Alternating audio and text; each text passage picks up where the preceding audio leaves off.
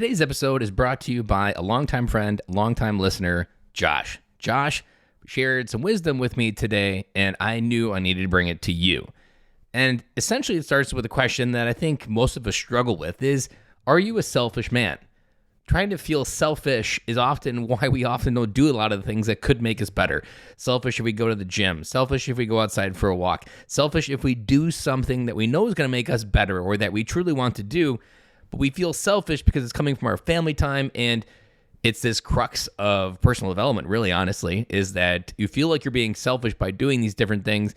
When reality is you're meant to be selfish. And also, even before this wisdom, I always would say it's not about being selfish, it's about being selfless.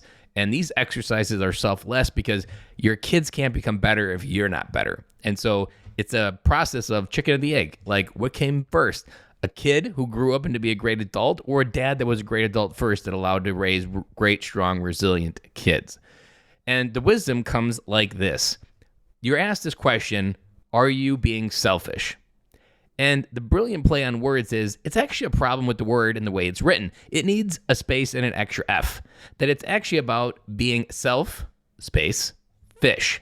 Because what men really need to do is, instead of being selfish, we need to fish inside yourself to find who you really are and what you need to be you, to handle all that you are, to handle everything that came before, and to try to help others and take care of others as well. That until you truly go fishing on the inside of who you are, that is the process and how this works. Literally, everything that I've ever said in this podcast is about going fishing inside yourself first and identifying what's holding you back, where things are going right, where things are going wrong, and realizing you have the ability to control that.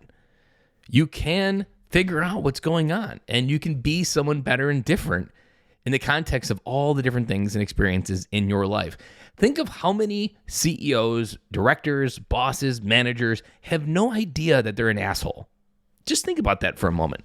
They have no idea that everybody in the office hates them and that they are a giant asshole, that, man, if they were outed, it would feel amazing, and hopefully maybe we could all actually enjoy our jobs if this asshole wasn't there.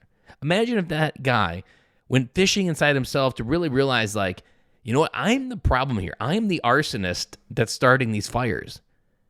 Imagine how blind he is to being that asshole. He has no subconscious connection that he's the root of the problems. He portrays them probably to everybody else around him that it's their fault for why things aren't getting done. It's not because he hasn't figured out how to be an effective leader. Nothing to do with that. He ignores that fact. This happens at a CEO level, and it can happen all through down the corporate structure. The idea to be a self-made man is to first go fishing to figure out who you are and to figure out where you can go and who you can become. One of the most important questions I wrap all of my coaching programs with is, who are you becoming? You cannot answer that question if you've not first gone fishing. So, thank you, Josh, for letting me know that piece of feedback. And now you have made an impact in all the dads that listen to this podcast, because hopefully all men are going to be encouraged to go fishing, and actually self-fishing is the best way to be a self-made man and to be a man of integrity and to be a man that we can all aspire to be.